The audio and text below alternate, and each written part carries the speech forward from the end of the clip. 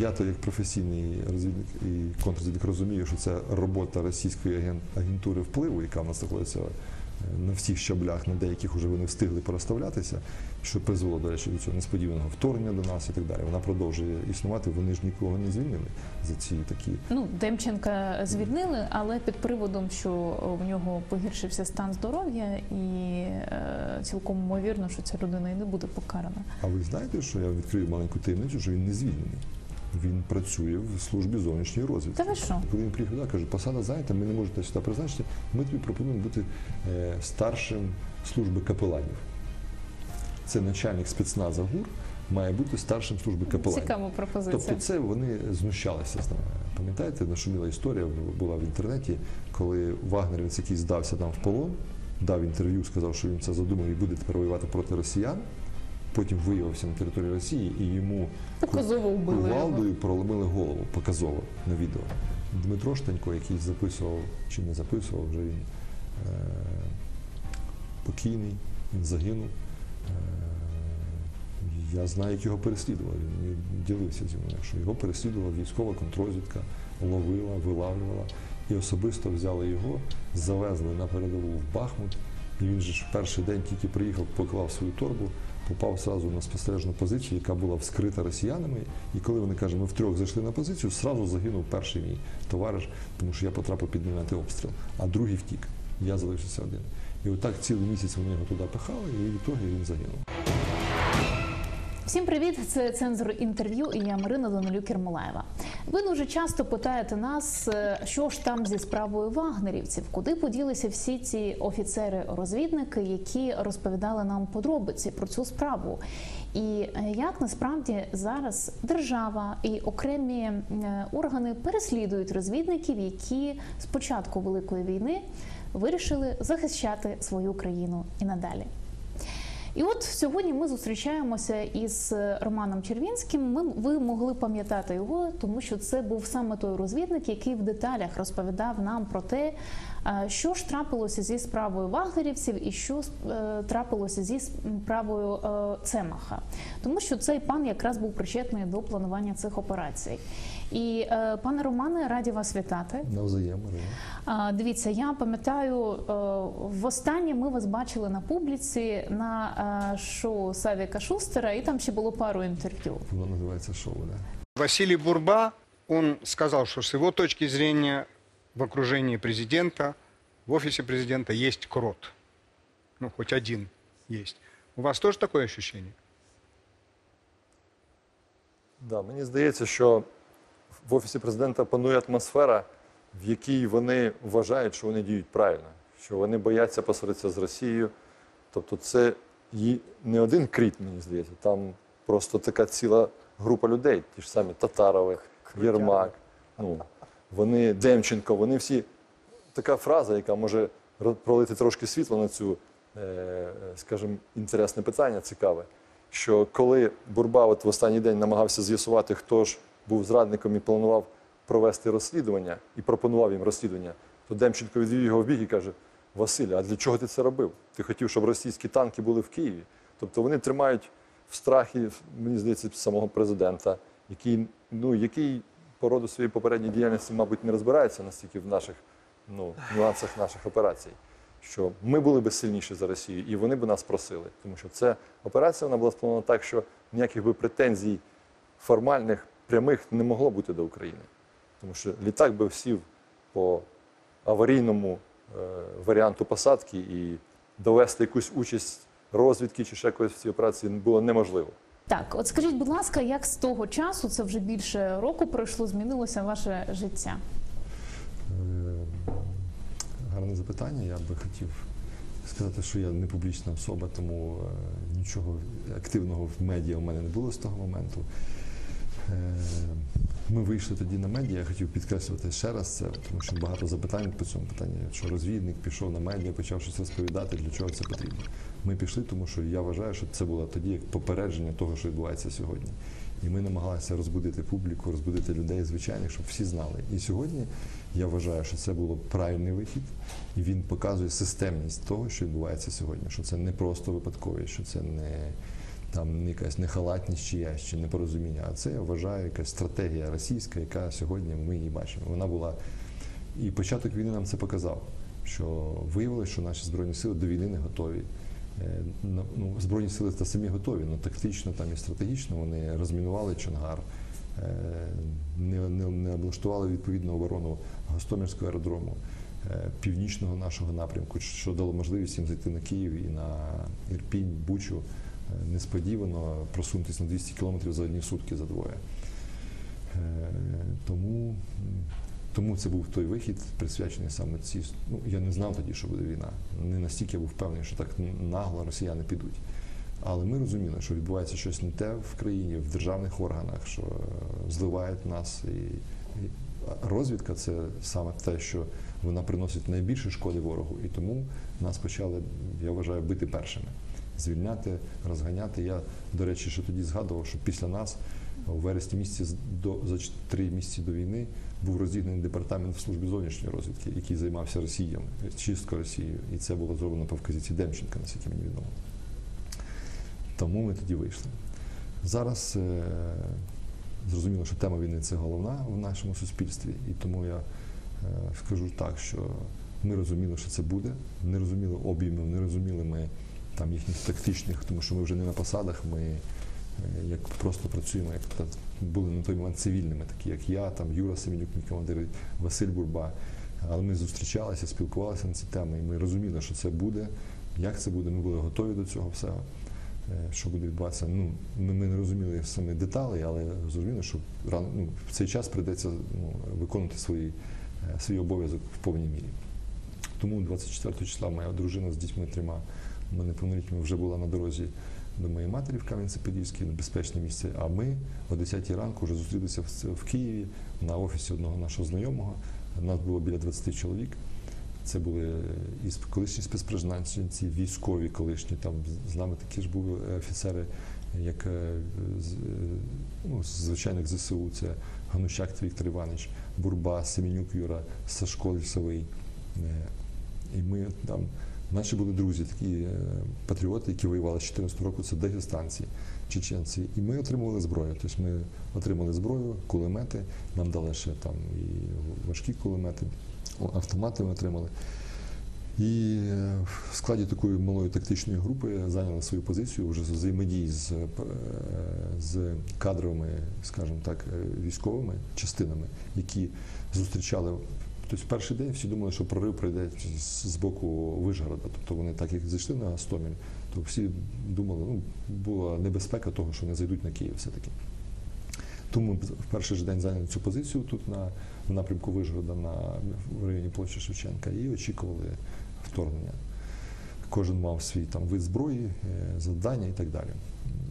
Проте на другий день ми зрозуміли, що 72-га бригада встигла все-таки вийти на свої позиції до річки Ірпінь і зупинила їх на цьому природному, скажімо, такому рубежі. І ми вже як професійні розвідники почали шукати ті місця, де ми будемо більше наносити шкоди ворогу. Ми висунулися це було друге кільце оточення Києва, наскільки я розумію. Ми коли отримали карти одного з підбитих транспортних засобів їхніх БТРів, то це було друге кільце, яке йшло через Макарівський напрямок. Макарів, там Андріївка, Липівка, такі села є, Вабля. І вони потім по тій трасі спускалися до Макарова, потім перетинали Житомирську трасу і виходили вже, намагалися вийти туди в сторону Гливахи, перетнути Одеську трасу і оточити Київ вже до Дніпра. Я так розумію, це був стратегічний такий план. Тому ми висунулися в цей район Макарова, і там почали на маршрутах пересування знищувати техніку. Тобто мінували, використовували таку протитанкову зброю, там ПТРК. І, в принципі, досягли такого успіху, там нам вдалося до 10 одиниць техніки знищити, і там плюс людей. Потім вже туди з'явилася, тобто встигла підтягнутися з Західної України інша бригада військова, і почали це системно робити. Зробили лінію оборони і почали тиснути ворога вже, скажімо так, своїми силами. Після цього ми, в зв'язку з цим, ми шукали такі місця, де можна бити ворога, тобто, так скажемо, назвати в тилу в нього, де він не очікує, і ми можемо нанести максимальну, скажімо, шкоду. Тому ми перемістилися такий був важливий напрямок, це Броварський напрямок наступу росіян, бо вони там дуже активно намагалися зайти. То ми заїхали через Чернігівську область, там така є Нова і Стара Басань, і там в них є лісові такі масиви великі. І вони через них російські колони проходили і накопичувалися вже тут під Броварами. Тому ми там теж займалися цими питаннями, тими ж самими знищували техніку, тому що там була така оперативно вигідна, скажімо, позиція, з якою ми працювали. Потім настала, знаєте, така трошки пауза. Тобто не те, що пауза, спав їхній тиск. У них був спочатку великий тиск дуже, вони були впевнені, що вони зараз зламають нашу оборону, а тут тиск зупинився, вони зрозуміли, що нахрапом вони нас не взяли. І трошки пішла така як затища, і вони почали, я так розумію, думати, що їм робити далі. Можливо, вони планували вже якісь. Тобто паралельно вони йшли успіхи там на сході, на півдні, і тому, мабуть, вони зосередились на тих більше напрямках, і там, де в них є успіхи. І в цей час ми, розуміючи, що нам потрібно як системним офіцерам прикладати свої зусилля вже системно і краще, ми, скажімо так, нас взяли, я з'явився в воєнкомат і призвався через своїх, зрозуміло, старих знайомих, багато дуже знайомих мене, і потрапив, був призваний в ССО. Там було створено нове командування, на чолі з цим же, я повторююсь, Ганущак був там, очолював його, туди зайшли азовці, правий сектор, тобто ті всі, хто в перші дні взяли зброю, почали відбивати ворога. І ми почали працювати вже більш системно. Я зайняв позицію заступника командира військової частини спеціальних дій. І ми продовжували свої заходи. Тобто частина нашої частини воювала на передовій, тобто там, де ворог був, видно його, де його бити можна, а інша частина займалася підготовчими заходами на території Київської області для можливого наступного вторгнення. Тоді ще було незрозуміло. Вже ворог почав відходити, відійшов. І ми почали, на той момент ще не відійшов, але ми вже розуміли, що зараз буде якась зміна. Тобто ворог відійшов потім, і ми почали готувати Київську область, Чорнобильський напрямок, далі взаємодії з іншими ТРО-підрозділами і прикордонниками, всіми ЗСУ і так далі. От мені цікаво, ви професійний офіцер спецслужб, ви працювали в ГУРМО, ви планували операції високого рівня. І скажіть, будь ласка, конкретно у вас була інформація про те, що Російська Федерація готує напад? Конкретно на цей день? Ту інформацію, яку я володів, будучи вже в цивільному житті, мені не давала можливості на 100% бути впевненим в цьому. Хоча, скажімо так, 99% я розумів, що це буде з тих джерел, які я знав, з старих зв'язків, контактів, міжнародних контактів і всього решти. Тобто ми, в принципі, знали, що це буде. Тому ми і були готові так реагувати на неї, тому ми зібралися швидко і був створений такий, скажімо, якийсь мобільний підрозділ, і далі вже воно вибуло якусь системну протидію, військову протидію. Чому я зараз це питаю? Тому що, дивіться, є суперечлива інформація. От, наприклад, наше високе політичне керівництво каже, що ми вирішили не попереджати українських громадян, тому що боялись паніки. В той же час в свіжих інтерв'ю очільник ГУРМО нинішній Кирило Буданов каже, що про те, що рашисти будуть іти з боку Чорнобильської зони, ми вже знали о 15:00 23 лютого. Я про це повідомив президенту. Це його пряма цитата із фільму «На 1+1», який знімав Діма Комаров під назвою «Рік». Знову ж таки, голова прикордонної державної служби Сергій Дагінеко каже, що про те, що Російська Федерація готує напад з боку Чорнобиля, ми знали за 2 тижні до вторгнення. Так. От ви безпосередньо там працювали. Настільки зелена зона і ЧАЕС були готові до нападу з боку Білорусі? Не були. На той момент вони не були готові. Я скажу більше, що ми працювали в ГУР, в СБУ. Мені на очі попадалась, коли я працював, наукова робота одного з співробітників ГУРа про те, що самий, скажімо так, несподіваний і, скажімо, вірогідний напрямок наступу росіян – це через Чорнобильську зону, тому що вона не охороняється, там радіаційна ця обстановка, тобто там нема системної оборони, там дуже близько до Києва, лісовий масив. Тобто це все було вже давно відомо і стратегічно, якщо взяти по військовій науці, це дуже логічно, просто і зрозуміло. Те, що ми не готувалися до цього, я вважаю, це злочинна недбалість з боку тих осіб, які за це повинні були відповідати. Зараз під час війни вони просять їхні імена не називати, тому їх не називаємо. Але ми це прекрасно розуміємо і знаємо, що ці питання ми почнемо задавати, як тільки все закінчиться. Я вважаю. Тобто список цих імен у вас є? 100% є. Да. І це дуже просто. Ми беремо функціональний обов'язок, розкладаємо Верховний головнокомандуючий і пішли донизу, хто на якому участку був, хто які команди кому давав, що виконувати. Це все є. І люди, які виконували накази по розмінуванню Чонгарського напрямку, не взриву мостів на Херсонському напрямку, вони будуть давати покази, що мені дали команду зверху. А далі ми дійдемо до того, хто це був ініціатором цього всього. Ви кілька разів повторили розмінування Чонгару. Чи є у вас факти про те, що його реально розміновували? І от, скажімо так, якби він був замінований, наскільки це втримало російські війська від подальшого просування такого блискавичного в бік Маріуполя? Приклад наших позицій, які зараз є у нас в Мар'їнці, в Авдіївці, в Бахмуті. Скільки росіяни над ними борються зараз? Уже Півроку і більше, да? рік. Вони не можуть нічого зробити. Що там було те ж саме. Тим більше там природня є умова, щоб їх не пустити. Там дуже вузьке місце. Якщо там поставити артилерію, авіацію, замінована все буде, і будуть пристрільні позиції, ну це майже нереально. Там пройти так швидко, як вони пройшли. Тобто отак. Мене, щоб зрозуміти моє ставлення до цього, я вам скажу, до нас в частину потрапив один військовослужбовець, він був з 72-ї бригади, заступником командира бригади. Не буду зараз назвати ім'я. Так він каже, коли от вони за ніч встигли добратися до Ірпіня, вибудувати якісь позиції, щоб зупинити росіян, і коли він зрозумів, каже, я не зможу їх зупинити, тому що сили не рівні. Да? В нього одна бригада, а там пре з того боку десятки тисяч людей і техніки. І каже, логічно, мені потрібно було взривати мости через Ірпінь.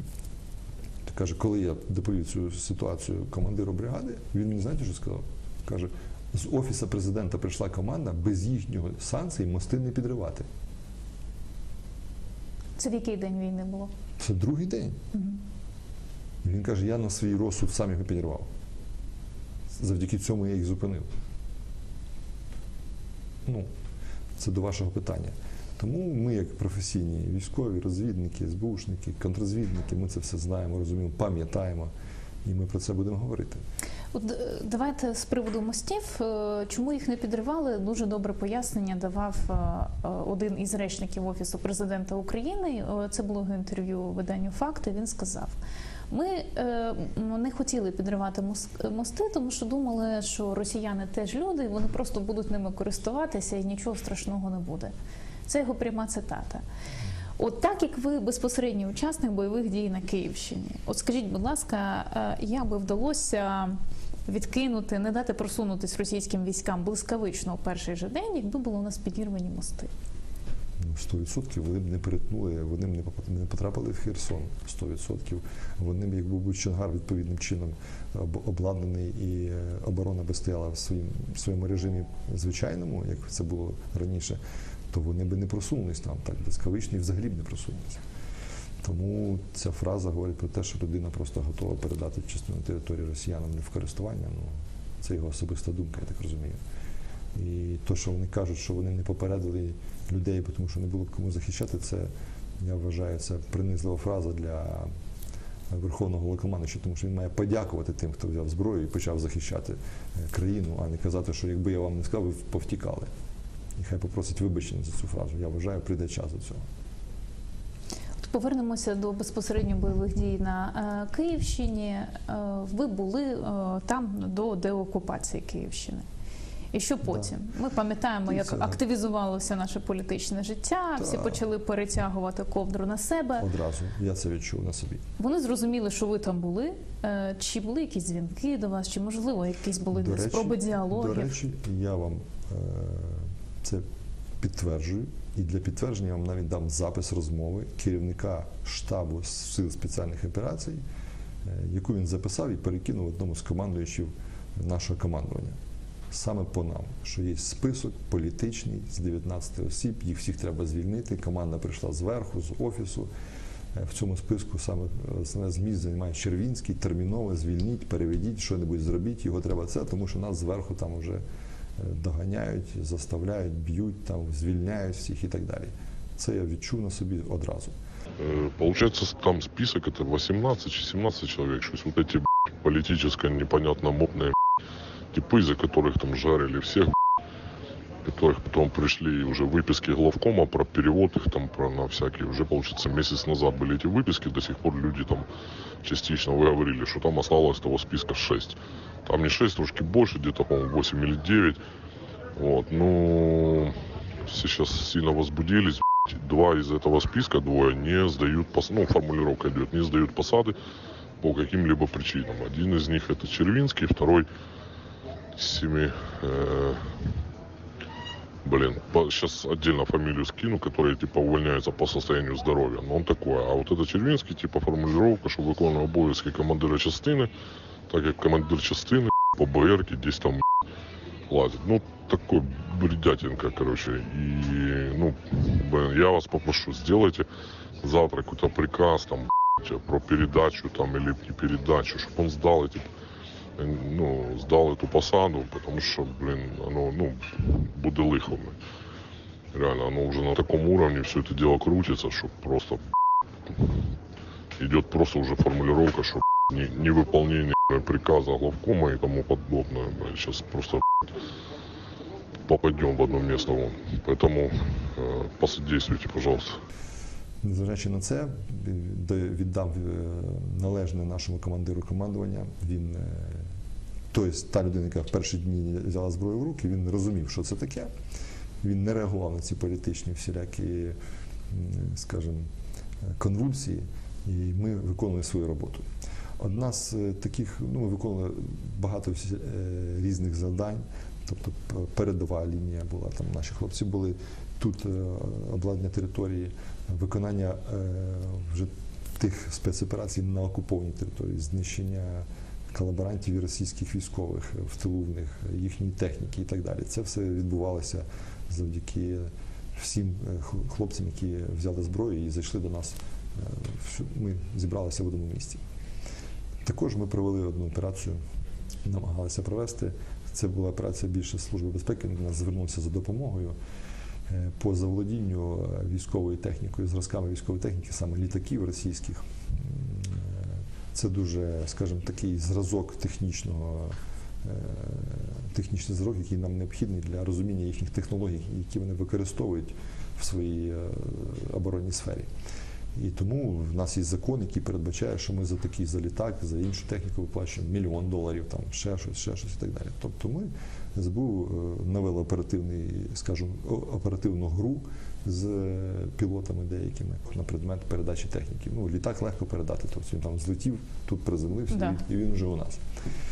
Тому СБУ розробила цю операцію, розробляла і звернувся до нас за допомогою саме для оцінки цієї інформації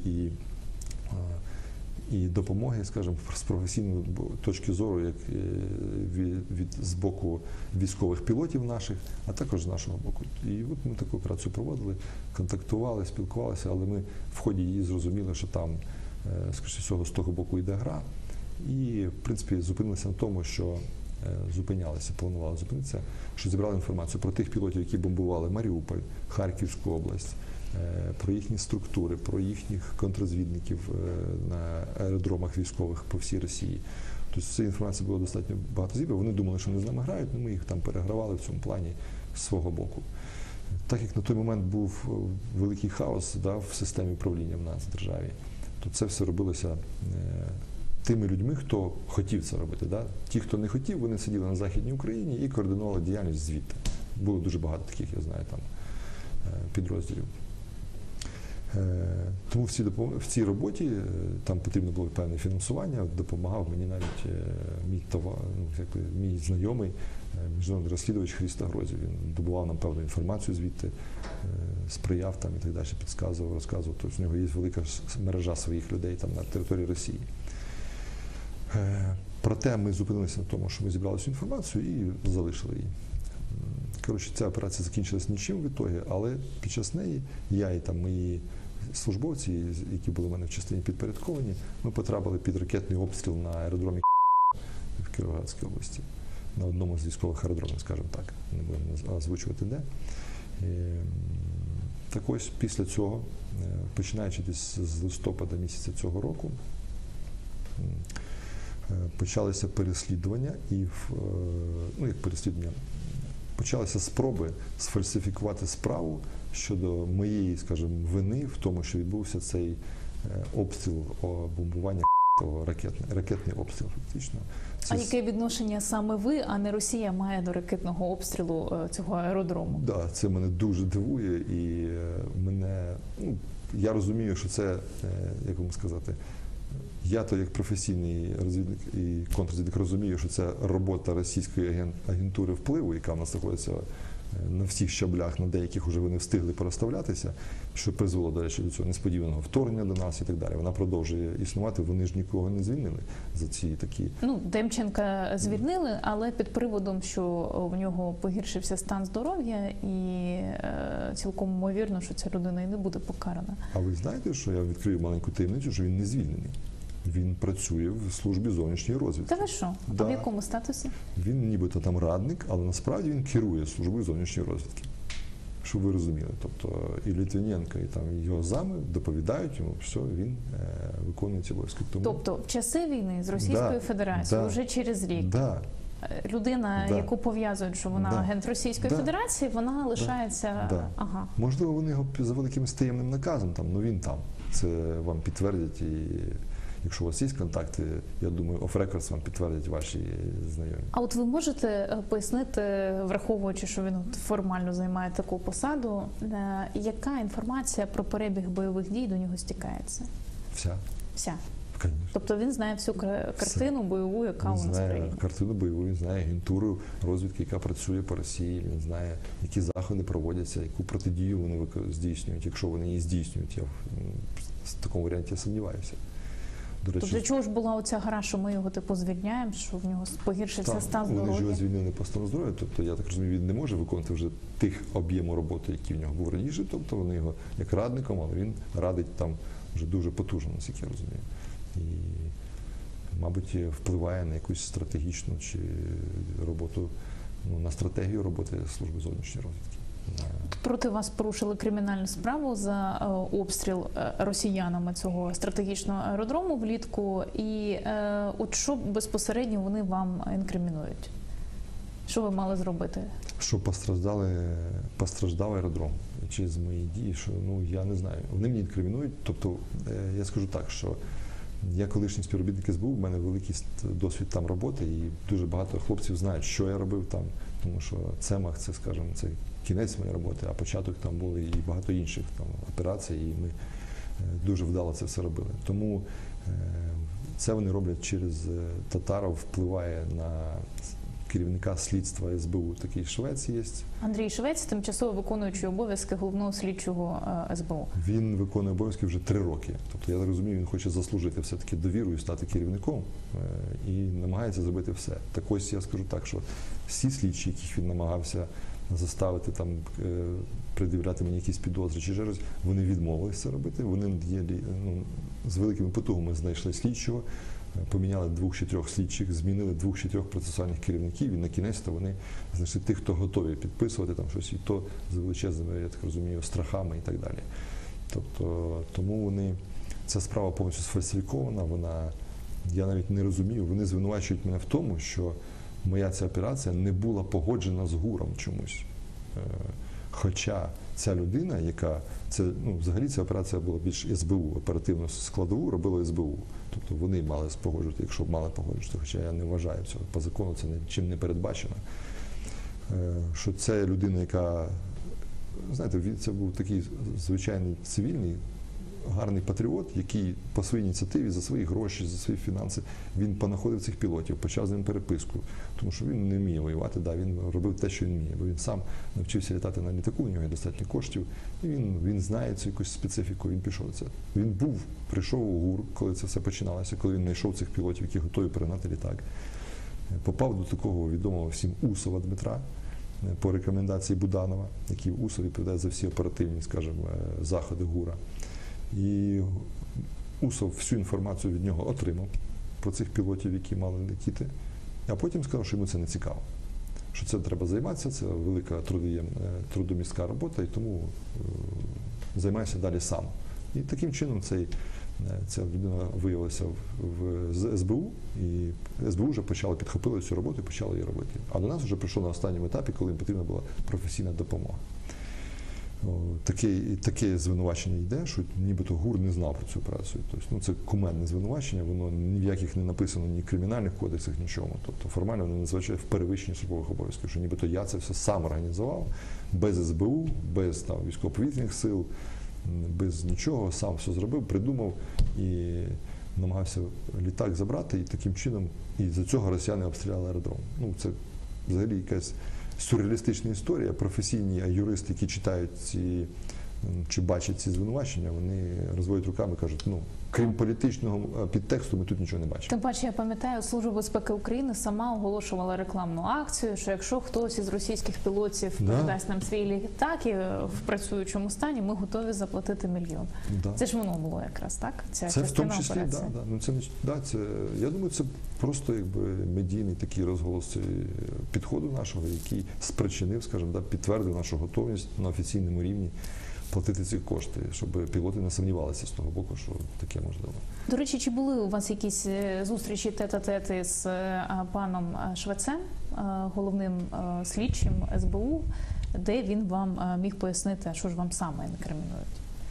Ні, Швець не викликає, не дзвонять мені ніхто, хоча мій телефон відомий, в них є мої і WhatsApp, і сигнал, але ніхто мене поки що офіційно не викликав на розмови. До мене приїжджали на початку слідчі, які розслідували цю справу, коли Швець її розпочав. Вони приїхали, ми поговорили, вони записали мій допит, там коротенький, кажуть, тут ніякого немає, ми не бачимо тут перспективи розвитку цієї історії, і вони відходили від цієї історії. Їх всіх в них справу забрали, одного, другого, третього, передали там, не знаю кому далі, і якось відбувається вже це, вона справа ця рухається через силу. Опять же, мені кажуть, що це Татаров особисто, по вказівці Єрмака, телефонує Швецу, мабуть, торгується з ним, цим посадою, чим, в них там свої відносини. Я розумію, що це така стратегічна робота, як почалися вагнерівці, це системна робота російської агентури в наших органах влади. Вона працює, вона знищує тих людей, хто щось може робити, і навпаки піднімає тих, хто буде виконувати їхні політичні замовлення, не обосновані нічим, ніякими там логічними якимись поясненнями. Тобто вони мають бути одні у влади, вони мають бути в цьому праві і нікого далі не допустити. Дивіться, а як же ми виграємо війну з огляду, що у нас російської агентури вистачає, в тому числі в таких структурах, як ваша, там розвідка, контррозвідка, Демченко, виявляється, у нас працює, як ні в чому не бувало, і збирає всю інформацію про перебіг бойових дій, розслідувальних всіх наших історій. Як ми збираємось вигравати війну з огляду, що ми не дослухалися зовсім до рекомендацій західних партнерів, а очистити наші органи відповідні від російських агентів впливу? Я думаю, Мариночка, що ми з вами, знаходячись тут, починаємо цей процес виграшу війни, коли ми про це говоримо відверто, сміливо, і будемо про це далі говорити. Окрему подяку я хотів висказати і тим хлопцям з СБУ, які відмовилися, там не тільки слідчі відмовилися, там і оперативники відмовилися мене шукати, переслідувати, там якось там створювати атмосферу переслідування таку. Тобто вони боялися навіть юридично там мені якісь давати, вони просто намагалися створити атмосферу негатива до мене, але це в них не вийшло. Я вважаю, що це і є наша робота з вами. То, що ми були у Шустера, то, що ми говоримо про це, що люди розуміють, що про це треба говорити, про це можна говорити. І я розумію, що це мій хрест, я буду нести його, вони будуть мене переслідувати своїми якимись там нікчемними потугами. Нічого, ви є. І якщо це буде доступно громадськості, і ми це все будемо розуміти, то ми рано чи пізно це, люди не зможуть терпіти, тому що ми і так терпимо. Тисячі життів втрачено, сотні тисяч. Військові гинуть. А їм кажуть, а якби вам не сказали, що буде війна, ви б потікали. Я думаю, що скоро терпець припиниться. От ви скільки років перебуваєте саме в своїй діяльності? Якщо так взяти, то досвіду роботи взагалі з навчальним закладом це 30 років. От скажіть, будь ласка, чи був коли-небудь тиск до цього, до оцих людей, яких ви назвали, Єрмака і Татарова, на вашу діяльність? За інших президентів, можливо, за інших голів адміністрації? Подібний тиск.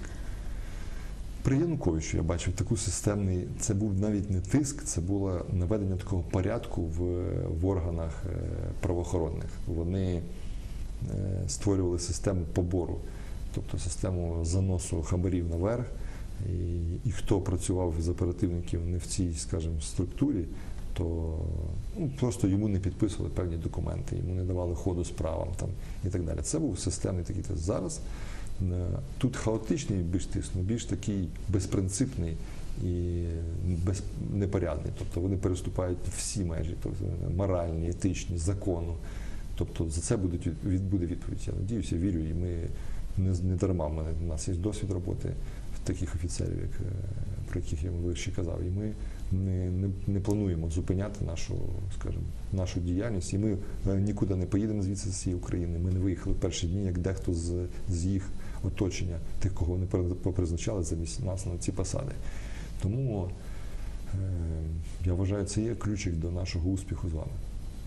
А це ви на кого натякаєте? На пана Андрія Наумова, який втік із смарагдами в Сербію? Це був Наумов, це був начальник тієї ж самої служби зовнішньої розвідки, які перших 2 дня його розвідники не знали, що робити. Ви знаєте, що центральний офіс зовнішньої розвідки, хлопці з територіальної оборони зайшли і взяли там собі зброю, тому що треба було захищати країну. Тобто воно там що, навіть на замку не було закрито? Ну, воно може і на замку було, але замки в той час вже нічого не значили. Коли вони знають, що там є зброя, вони зайшли, тому що розвідники всі виявилися на Західній Україні, начальник виключив телефон, сказав, всі передягайтеся в гражданки, в цивільне і зустрінемося, ми вас знайдемо. Ось така була фраза. Тобто ось такі, і ця людина зараз очолює. Тобто їй все пробачили, все нормально? Ну і Демченко в нього переховується, так розумію, на сьогоднішній день. Те ж саме ДБР, теж в погонах хлопці виявилися, і все керівництво виявилося у Львові. СБУ багато, в великій кількості приїхало туди, тут залишилися одиниці. Хто ще? Ну, можна говорити і говорити про це все. От я пам'ятаю, як на своїй крайній довоєнній прес-конференції Зеленський говорив про вас і про вашого колегу Юрія Семенюка уже після ваших виступів у ЗМІ. Він сказав, що мені соромно за таких офіцерів. А можете сказати, які, до речі, у вас стосунки зараз, ГУРМО, з керівництвом і з вашими колишніми колегами по вашому відділку, де ви працювали раніше? Не буду розкривати військову таємницю, тому що Буданов переслідує тих, хто намагається спілкуватися. Відносини гарні. Хлопці, які роблять роботу, вони правильно до мене ставляться відповідним чином. А якщо головнокомандуючому Верховному соромно за своїх офіцерів, то це його рівень його морального, етичного виховання, і це на його, скажімо, на його думку, і це його особиста думка, скажімо так. Він може її висловлювати як завгодно. Я офіцер, я давав присягу батьківщині, народу, не йому особисто, тому це його особиста думка, і він з нею залишиться. Я стосовно нього залишусь своєю професійною думкою, і про неї будемо говорити, якщо буде бажання, іншим разом. Але тим не менше, дивіться, я пам'ятаю, як ви його охарактеризовували на шоу Савіка Шустера. Ми всі розуміємо, що велика війна, рік, коли він постійно перебуває в медіа, пан Кирило Буданов дали йому певний статус, певну повагу. І, скажімо так, тепер ваш виступ чи виступи ваших колег, які виступали тоді, може сприйматися так: ну, Кирило Буданов, він же молодець, а оце якісь там просто обіжені люди повиходили. Я думаю, що по Кирилу Буданову, по його ефективності, я його оцінювати не буду зараз. То, що він використовує війну для піара власного, це для мене це прикро, для мене це неприйнятно. Це говорить про те, що він не думає про... Тобто вони, і я знаю це точно, вони замість покласти у фундамент планування успішної операції і реалізації, звичайно, скажімо, доцільність, скажімо, можливості свої спорівняти і там ймовірність досягнення успіху, вони це все відхиляють і шукають піар. Тобто вони намагаються проводити такі операції, на яких можна пропіаритися. В результаті гинуть хлопці, операції не проводяться, вони провалюються всі переважно. Ну, багато, скажімо так, я знаю, є провалі. Тому це рано чи пізно час розставить ці крапки на місця. Тобто в мене є з чим сказати за себе, що я робив і які успішні операції зі мною були. Хай вони скажуть, оцінять, коли прийде час розкрити це все, хай покажуть, що вони робили. От ви сказали, що влітку, на початку літа було видано таку директиву, список із 19 осіб, в тому числі і ви, що ці люди не мають служити у військових частинах на керівних посадах. Я так розумію, що це передусім були люди з вашої групи, да, яка працювала на Київщині. Скажіть, будь ласка, як їхня доля склалася зараз? І хіба наше там політичне керівництво і всі ті, хто давав вказівки, не розуміють, що у разі, якщо буде, наприклад, десь іще наступ, то це ж не вони будуть бігати в лісах із снайперськими гвинтівками, а ви? Да. Ми розуміємо, що так буде. Наступного разу ми все одно це зробимо, незважаючи на їхні переслідування політичні. Цей список був створений по прізвищам, там входив і син Бурби, який у нас служив, син Турчинова Олександра, тобто інші там люди, народні депутати, просто хлопці, які прийшли служити. Тобто вони ті, кого вони бояться, хто, можливо, зможе сказати слово завтра. Сказати, що от ми захищали, а ви привели до того, що ми вимушені були захищати зі зброєю в руках. Тобто у нас навіть в частині служила народний депутат, жінка. Вона теж з партії Зелених, але вона має свою думку з цього приводу, з приводу нашого політичного керівництва. Всі ці люди були розпорошені. Наше командування, від того, коли наш командуючий зайняв свою позицію, сказав, я не буду виконувати політичні замовлення, вони розформували ціле командування, щоб ви розуміли, в серпні місяці вже. Тобто перша потуга в них була в червні, зразу тільки, от, як ви кажете, росіяни відійшли, вони почали тужитись, шукати хто де і почали нас знищувати. Ми тримали удар і не виконували ці злочинні накази. Наші хлопці воювали на передовій, тому ми, розуміючи, що ми виконуємо бойові завдання, ми казали, виконуємо завдання, виконуємо ваш наказ. І це, в принципі, по уставу це маємо право це робити. То вони взяли і розформували все командування, розігнали. Тих, хто був у списку, вони розкидали по різним частинам. Так, для розрядки обстановки скажу, що Юрію Семенюку, який був зі мною командиром під час вагнерівців, але всі, от що парадоксально, всіх ми, я, Юра, там, Саша, ми приїхали на свої місця служби, які нам призначені, а вони кажуть, так ці посади зайняті, тут є люди, працюють уже на цих посадах. А які посади вам пропонували? От цікаво. Мені там начальник відділення якогось там пропонували, підготовки, там Сашку пропонували іншу посаду, Юрію там начальник підготовки там цілого командування. Але коли він приїхав, кажуть, посада зайнята, ми не можемо сюди призначити, ми тобі пропонуємо бути старшим служби капеланів. Це начальник спецназу ГУР має бути старшим служби капеланів. Цікава пропозиція. Тобто це вони знущалися з нас, розумієте? Вони хотіли зробити оці свої сценарні якісь повороти судьби, показати, як вони гарно режисують нашими життями. Тому ми, кожен робить те, що робить, і далі продовжуємо. Ми робимо своїми силами це все діло і продовжуємо успішні операції проводити. Тому я сподіваюся, що все буде добре. От повертаючись до справи вагнерівців, про неї забули. Ну, скажімо так, не те, що забули, пішла вона далеко на задній план за Великою війною. Але от мені цікаво, я так думала тривалий час, чи, можливо, ви цікавилися долею тих самих вагнерівців, яких тоді ми відпустили, по суті, з крючка? Да. Чи що трапилося з цими людьми? Чи є якісь дані, що вони, наприклад, воюють проти України зараз? Да, дані є, да, вони були підтверджені, що вони знаходяться в військових частинах, у вагнерівських частинах і виконують бойові завдання на території України. Тобто всі ті люди, яких ми врятували у 2020 році, вони зараз воюють успішно проти України і вбивають українців? Воює 100%, якась частина їх 100% знаходиться тут, і вона наносить шкоду нашим хлопцям, військовим, нашим цивільним людям, і вони роблять свою справу погано. Тому це Ну, такий парадокс життя. Такий. От якщо повернутися назад з огляду на нинішні події, скажіть, будь ласка, от багатьох людей є таке питання, що якби нам вдалося взяти цих вагнерівців і передати їх нашим західним партнерам? Що якби, наприклад, Цемаха не обміняли так незрозуміло якими схемами, а відправили на суд прямо в Нідерланди, так як вони хотіли? Чи дозволило б це нам виграти певні позиції і відвернути велику війну з Російською Федерацією? Дивіться, Мариночка, ви запитуєте як журналіст поверхнево, да? Якщо б це було, якщо б ми це зробили, затримали вагнерівців, не віддали б Цемаха просто так, тоді, значить, у нас у владі не було б зрадників. А якби не було зрадників, то і війни б не було. Тобто ми не розмінували б Чонгар, Крим, західні кордони, тобто північні наші кордони і так далі. Тому, розумієте, це як вириваєте з контексту, а насправді, якби це було, то значить би... Я ретранслюю думку наших глядачів, вони досить часто таке пишуть. Да. Ми би їх наказали, все було б нормально.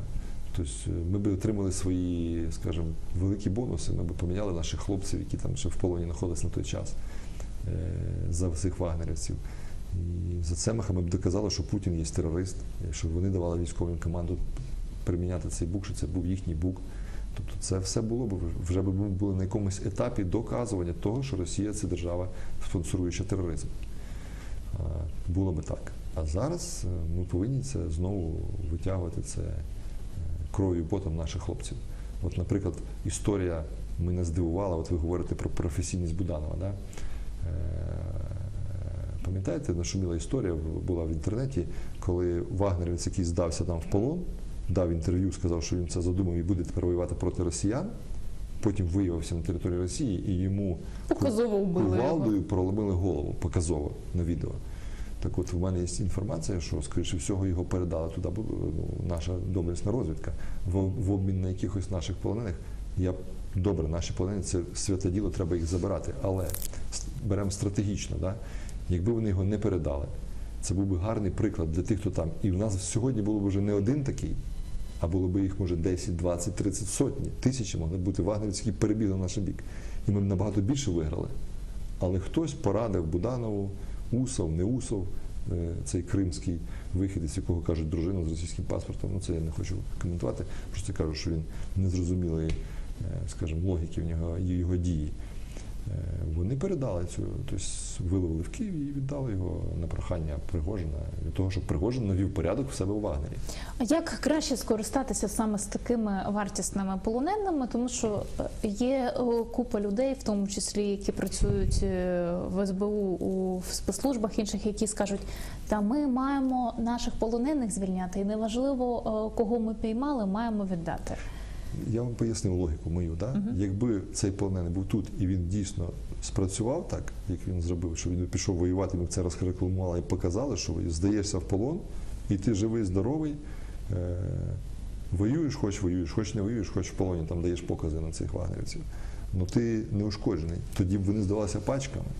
А так у нас був один випадок, і ми в ітогі допомогли Росії залякати всіх своїх вагнерів, що здаєшся в Україну, завтра кажуться тут. Тобто фактично ми працюємо в якомусь такому взаємодії плотній, я так розумію.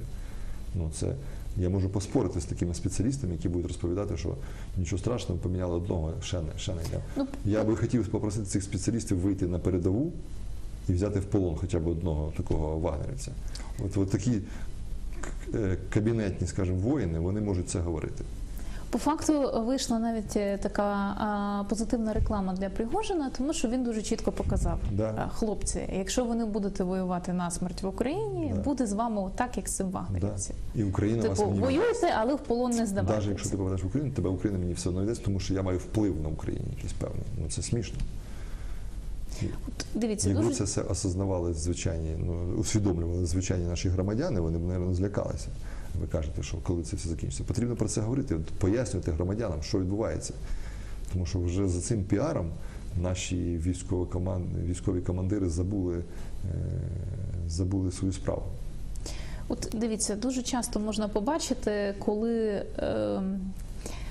ГУРМО когось повертає, і перша інформація про цей обмін з обов'язковою фото, світлиною з'являється в телеграм-каналі особистому Андрія Єрмака.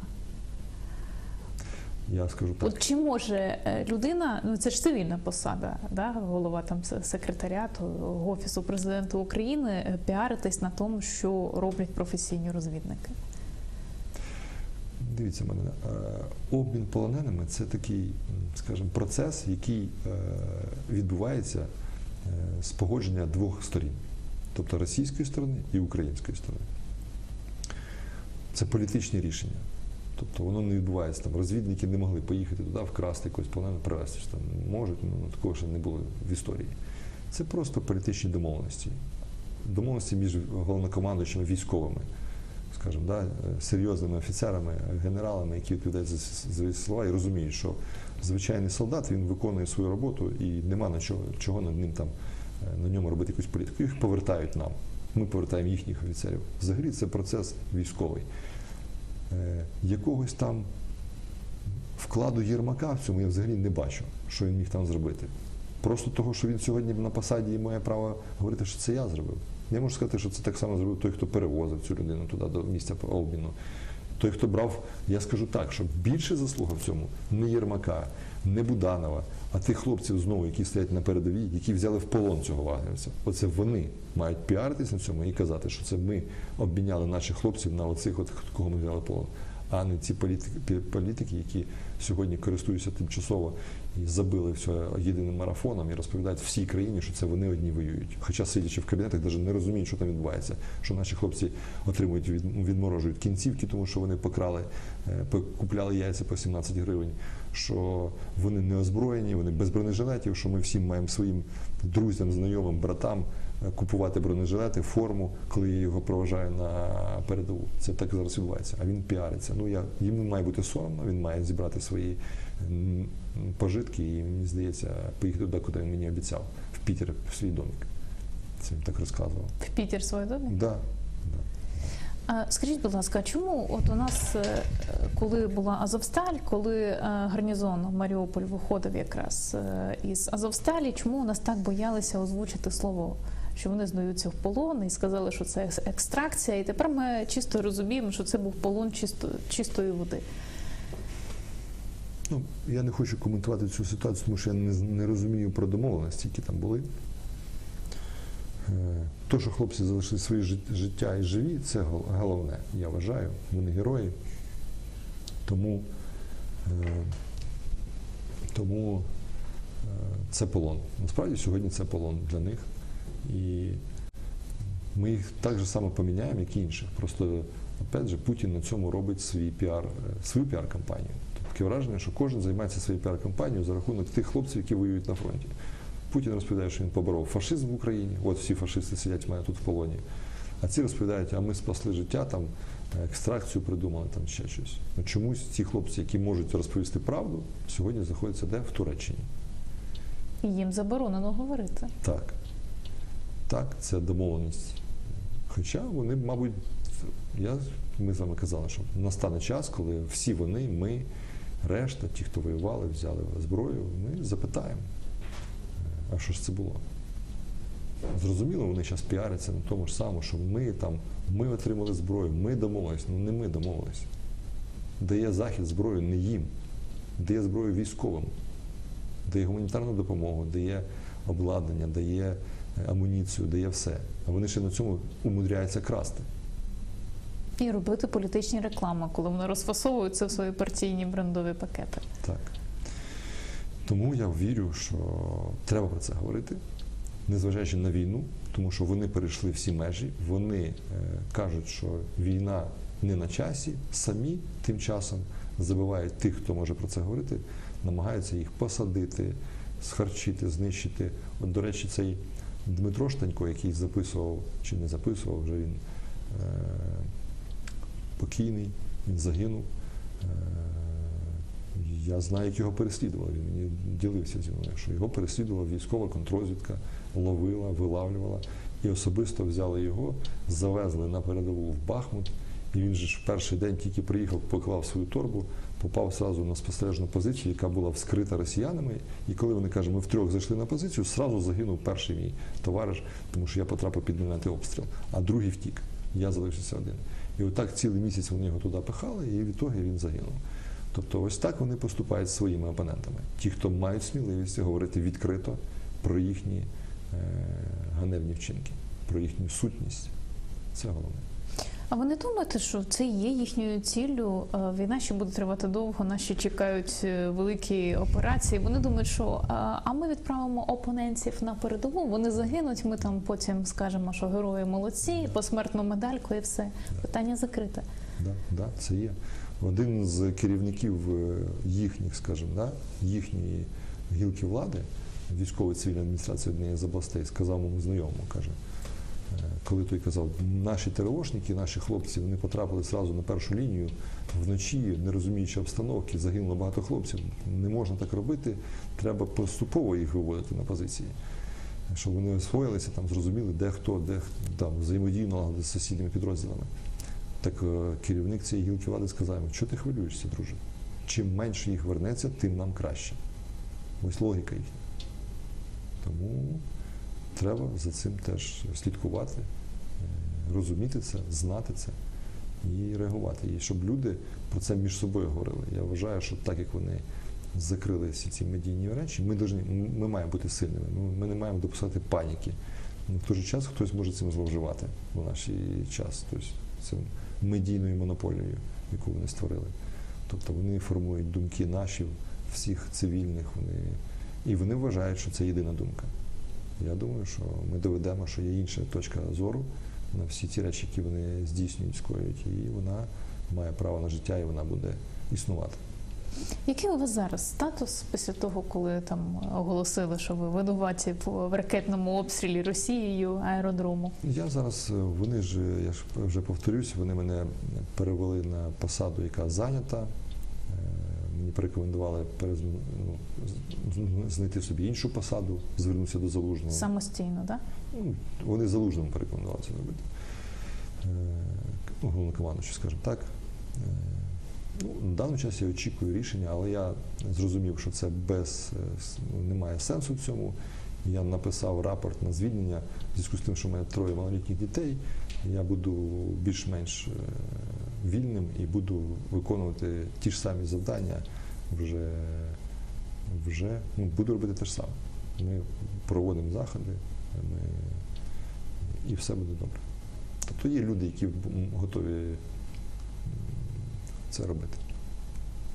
Скажіть, будь ласка, що для вас означатиме завершення війни з Російською Федерацією? Перемога. А от в якому форматі конкретно для вас, як для професійного розвідника, ця перемога?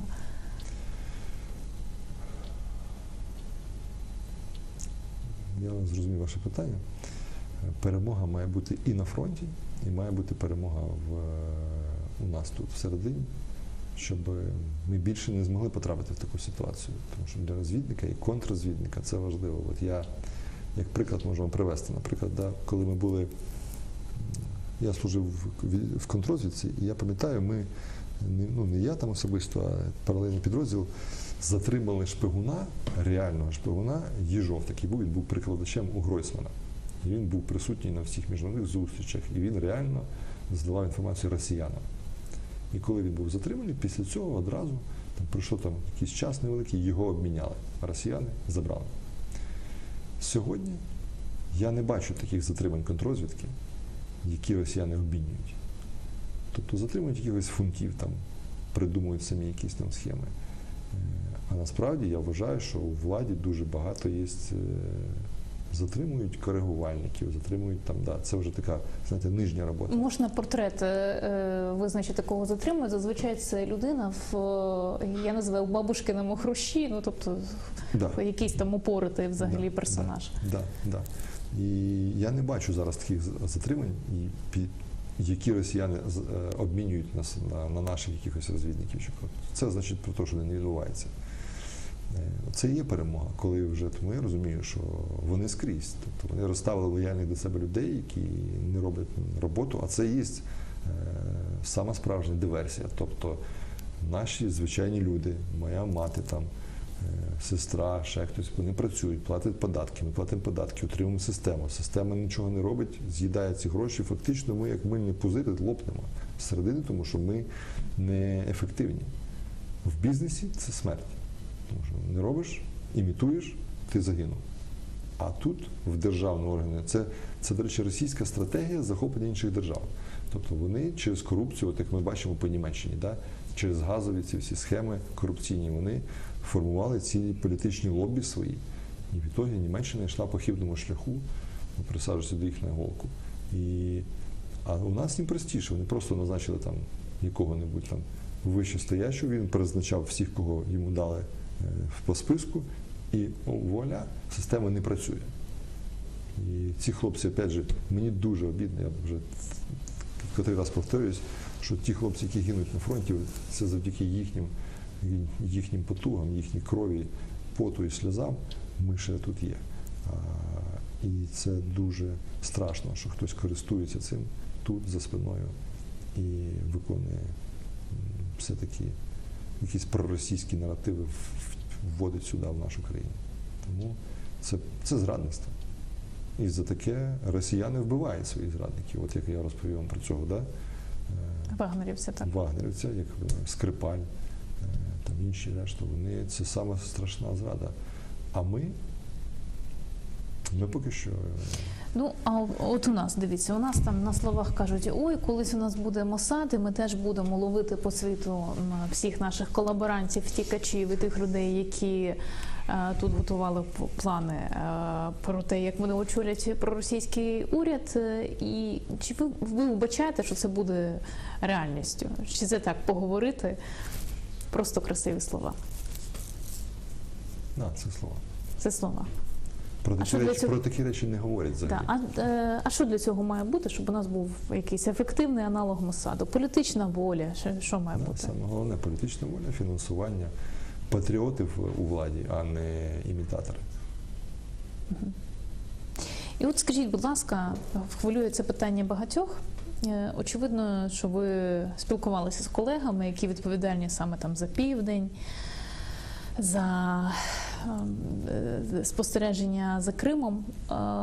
Чи розглядався такий варіант блискавичного наступу саме на південь, на Херсон і далі на Маріуполь? Да. На Енергодар. Да. Це все було відомо. Цей варіант розглядався, він був відомий, тому що саме головне завдання Путіна було на цей момент. Це була вода в Крим. Тобто ще рік, і Крим вже не витягнув би. Він не витягує. Тобто, з кожним роком там ситуація стає все складнішою і складнішою, тому для нього це був важливий напрямок. Саме важливий напрямок – це цей напрямок Запоріжжя і Херсон.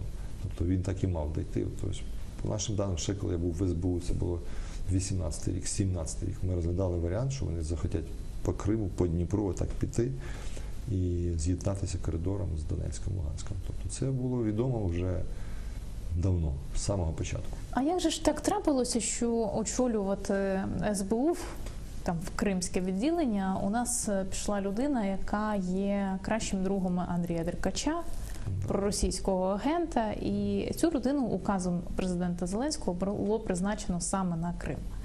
Тут же навесні ми побачили, як його з помпою ваші колишні колеги зі Служби безпеки України і ДБР затримували. Знаєте, для всіх цих подій в мене є одне пояснення. Мені кажеться, у цих хлопців, що зараз знаходяться на банку, і в них був сценарій тільки до війни. У Єрмака зараз, він це все розуміє. Тобто далі вони не бачили Україну. Тобто Україна мала впасти. Її зупинили і зберегли військові, цивільні. Небайдужі громадяни. Небайдужі громадяни, так. А у цих хлопців був сценарій. Тобто вони йшли в прірву. Вони поназначали їх і вони думали, що ніхто за це не буде відповідати. І тому зараз той же самий Олег, про якого ви кажете, не пам'ятаю. Олег Кулініч. Кулініч, так. Він сидить, тому що він дійсно контактував, наскільки я знаю, він контактував через Сивковича такого. Так, був такий, Сивкович. Він зараз десь в Росії, це задокументували його контакти, і так він там і сидить. До речі, він теж говорив, що буде наступ. Він писав папірці наверх Баканову, що буде наступ, все. Мені розповідали про останні ставки перед війною у президента, то казали, що єдиний, хто казав, що буде війна, це був Буданов. тому що він Ну, більш це правда. Якщо подивитися Да. старі Да. новини, то Да. тільки від Буданова йшла Да. цитата, що Да. ми маємо бути готові до великого нападу. Так ось ці люди, які були в СБУ, розвідка, ну плюс прикордонна розвідка, з ким ми теж вони розуміли, більш-менш були. Тобто всі решта це були такі люди, які не казали. Хоча мені відомо, що той же самий Кулініч писав доповідні, що да, буде з Криму наступ. І писав їх за місяць, за два, за півроку. Все це писалося. Но це маніпуляції все. І прийде час, вони ж цього всього не приховають. Вийде той же Кулініч десь там на суд, коли вже його покличуть, він ж перенесе ці папері. Покаже, дивіться, я це все писав. Понятно, що я там спілкувався з Сивковичем. Але по суті це буде його алібі, що я доповідав про ситуацію. А вони йому вмінили те, що я читав в доступі в пресі, що він отримав інформацію в 12 годин ночі чи в 11 і не доповів її в 2 години ночі, що буде наступ. Ну, це смішно. Це, ну, я не знаю, це на рівні сценарія «Слуги народу». От ви, як людина, яка працювала в тому числі і в Службі безпеки України, скажіть, от настільки було доречно ставити у свій час, у 2019 році, керівником цього відомства Івана Баканова, людину, яка ну взагалі ні дня не була дотична до якоїсь такої роботи оперативної? Ну, це все зараз скрізь таке. Да? Я пам'ятаю, ми там в шортах ходили в адміністрацію, там це було досягнення якесь там і так далі. Баканов на цій посаді, і інші там, вони міняють один одного, вони виганяють їх, крадуть. Ну, це хаос. Це системний хаос, який... Може він Зеленський менеджер в своєму колективі невеликому 95-го кварталу. Ну, тут держава, це специфіка, це треба розвиватися. Треба вивчати це все, треба слухати. А якщо людина, скажімо так, самозакохана, мені здається, таке немає розуміння інших людей. Тобто не чуєш нікого. Тобто це помилка. От його було звільнено за статтею 47 Дисциплінарного статуту Збройних сил України. Там в статті, якщо ми її відкриваємо, то це невиконання службових обов'язків, яке потягнуло за собою трагічні наслідки, загибель людей і так далі. Настільки це серйозна стаття? От можете пояснити, як військовослужбовець, як офіцер?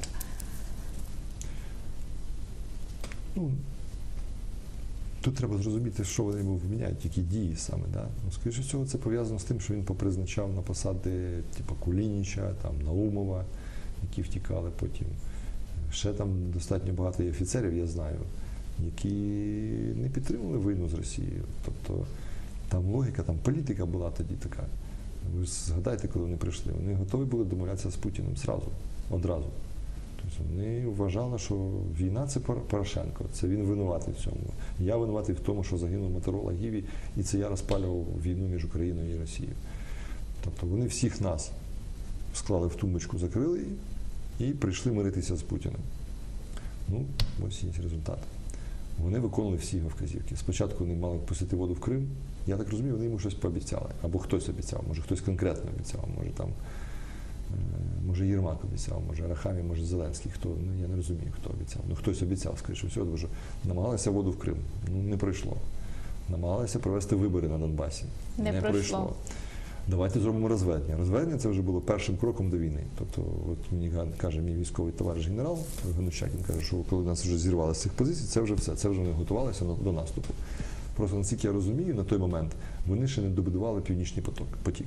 Тому що їм потрібно було спочатку присадити на голку Європу, взяти її під контроль фактично, да? І потім вже піти тут, щоб Європа нам не допомагала і не сильно реагувала на цю всю історію. Вони синхронно це все робили. Тобто не пройшло. Ну тоді, хлопці, вибачте, розміновуйте Чонгар, заберете того, ми приведемо вам Януковича, він зайде, а вам що там? Ну якось так. У мене так ну, це, знаєте, це фантазія, але вона дуже близька. Ті факти, які це факти, я вам розповів факти. А що в голові у них, я не знаю. Тому я вважаю, що це з того питання, що планувалося, в них не було сценарію після війни, він був до війни, а далі його не було. Чи бачите ви якийсь сценарій у них зараз, що робити вже після війни, після перемоги нашої? Чи знову таке планування? Плануємо сьогодні на вечері все? Я прагматичний, скажімо, офіцер. По ворогу можна думати багато, які в нього там плани. Да? Це для того, щоб зрозуміти їх, треба проникнути, да? Мати там агента і зрозуміти, що. Тому зараз я можу оцінювати їхні плани тільки по їхнім діям. Дії, я бачу, що вони переслідують своїх політичних опонентів для того, щоб знищити тих людей, хто може говорити завтра про їхню,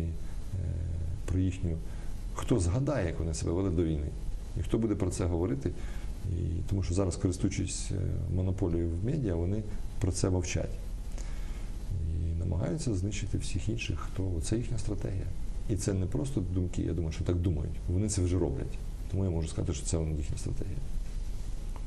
Як вам, до речі, були в пресі відомості, що погони ГУРМО, там форму носить Червоненко, наприклад. Євген Червоненко – це депутат проросійський, який був в партії регіонів. Арістович там хвастався, що він там ГУРМО, ледве не найголовніший розвідник. Як вам таке присвоювання ваших погонів? Ви мені хочете витягнути на емоції. Я не хочу, я вже, скажімо так, вони вже вийшли трошки. Я вважаю, що справжній чоловік має говорити про себе своїми діями. Да? Словами, формою, там, шляпою, там, медаллю якоюсь. Ну, в мене достатньо медалі, я їх ніколи не вдягаю, але вони в мене є. Мене знають по моїм, скажімо, там, якимось діям. І я вважаю, що це правильно. І я хотів би, щоб наш народ, наше населення, наші люди, наші офіцери, хлопці, дівчата, чоловіки, жінки, всі оцінювали так, і політичних діячів так само. По діям, по поступкам, по результатам, а не по словам. Тому що якийсь відбувається шапіто на сьогоднішній день. Сьогодні говорять одне, а завтра друге. В Криму ми на Новий рік, весною, зимою, літом, кожен день в Криму відпочиваємо, захоплюємо, виганяємо росіян вже всі разом. Тобто війна – це одно, сьогодні реальність одна, насправді, де гинуть хлопці, і де не вистачає нам зброї, яку вони не закупили, і потратили гроші, і не знаю, куди вони їх діли, покрали яйця по 17 гривень. А тут у нас інше, тут ми перемагаємо в медіа. І от за рахунок цього вони живуть поки що. Що от у них все добре, вони вважають, що їхній рейтинг гарний. Ну, це так, якщо аналізувати всю загальницю. І тих, хто носить форму чиюсь там, це їхній вибір. А це опять же, неповага до тих хлопців, які воюють насправді. Тобто ви проти оцих завищених очікувань, коли кожного тижня розповідають, як ми будемо в Ялті пахлаву їсти вже, так? Так. Я вважаю, що це соромно може бути. Ну, якщо їм це не соромно, на сьогоднішній день вже це має бути соромно. Коли вони говорили, нічого не відбувається. Якщо їм це не соромно, значить в них такі, значить це з дитинства, розумієте. Вас виховали, мабуть, в сім'ї якісь військового, ви казали, так? Тобто батько ж військовий, це дисципліна, порядок, слово, там, да, слово офіцера і все решта. У цих людей, мабуть, було інше виховання з дитинства, і для них це нормально. Це боротьба двох систем. Одна система, де люди можуть дозволяти собі брехати, обманювати, там, порушувати будь-які ці. Сьогодні говорити одне, завтра інше. Сказати, вагнерської операції не було, потім вона була.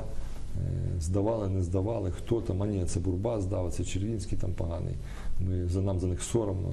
Ну, тобто, люди готові грати любу роль, лиш би в них все було. До речі, по операції з вагнерівців, вони справді там на початку казали, що ніякої операції не було, а потім на прес-конференції Зеленського він сказав, що взагалі-то вона була, але ми змушені були це зробити, тому що так трапилося, що Бурба допустився помилки і фактично про цю операцію вже всі знали. Всіх це хто? Хто? Ну, білоруси, там, росіяни. Росіяни пронюхали. А я думав, що він має на увазі себе. Він сказав, що росіяни дізналися деталі операції, вже не було сенсу її доводити до фіналу. Для чого вони цілий рік тримали цю правду і брехали? Для чого чи? Ага.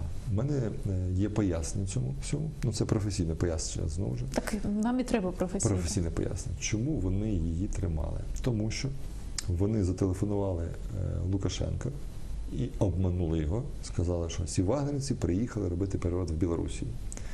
Зрозуміло, коли вийшли в медіа наші дані про те, що наші дані просто вийшли в медіа дані про те, що це була операція українських спецслужб, зрозуміло, що Лукашенко на той момент почав дзвонити Зеленському і казати: Вова, ти мене обманув, за кого ти мене маєш? Може приїхати тобі вуха надрати? Зрозуміло? Тому вони вибігли в медіа, відправили Єрмака, і наші кажуть, нічого не було, операції не було. Пане Лукашенко, заспокойтеся. Це все Бурба з Червінським придумають. Тобто таким чином Зеленський показав себе на міжнародному рівні. Тобто, як з ним будуть серйозно розмовляти ті ж самі росіяни чи білоруси, коли він так себе веде, як хлопчина. В мене є це пояснення, чому вони тримали цю правду. І вони ще її викручували і по-іншому робили. Тому що вони боялися, якщо сказати правду, зрозуміло, що буде претензія від Лукашенка. То ти ж мені позвонив і сказав, що це переворот. Ви згадайте, як Лукашенко в перші дні кричав, ми спіймали тих, хто мали зробити тут переворот. Йому цю інформацію донесли наші доблесні політики. Ну, а бачите, як Лукашенко їх потім обманув і розповідав про превентивний удар. Ну і по суті надав свою територію для того, щоб російські війська дуже красиво зайшли через зелену зону і пішли на Київ. Лукашенко взагалі це була помилка, поверхневе рішення, якесь непрофесійне, якесь опять таке дворове рішення, скажімо. Це взяти мого сина 20 років, а як вийти з цієї ситуації? А давай так зробимо. Попробуємо. І от вони так і зробили. Взяли, позвонили Лукашенко, який апріорі ніколи не міг віддати вагнерівців українцям. Тобто не було шансу, щоб він віддав їх навіть по домовленості? Взагалі. Угу.